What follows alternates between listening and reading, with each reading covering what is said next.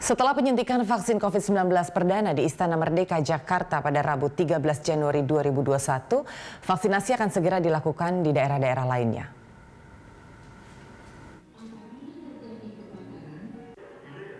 Pemerintah Provinsi Jawa Tengah terus mematangkan persiapan program vaksinasi COVID-19.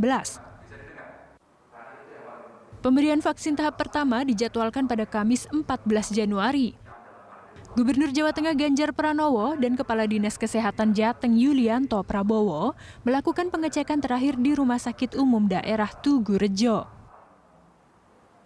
Selain forum koordinasi pimpinan daerah, penyuntikan vaksin tahap pertama di Jateng akan dilakukan pada tenaga medis, termasuk para vaksinator. Setidaknya ada 31.255 tenaga kesehatan yang menjadi sasaran, yaitu di Kabupaten Semarang, Kota Semarang, dan Kota Solo. Selain itu, masih ada sekitar 8.000 vaksin yang tetap disimpan di gudang farmasi milik Dinkes Jateng untuk disiapkan jika sewaktu-waktu ada yang membutuhkan, sambil menunggu distribusi vaksin tahap kedua dari Kementerian Kesehatan. Ada kriteria inklusi dan kriteria eksklusi, ya. Nah, antara lain adalah dewasa sehat usia 18 sampai 59 tahun, warga negara Indonesia dan memiliki NIK. Lalu kriteria inklusinya adalah tenaga kesehatan dan tenaga pendukung yang bekerja pada Fasyankes, yang ini tadi memiliki pekerjaan yang berisiko tinggi terhadap penularan COVID-19 dan tinggal pada daerah dengan kasus COVID-19 tinggi.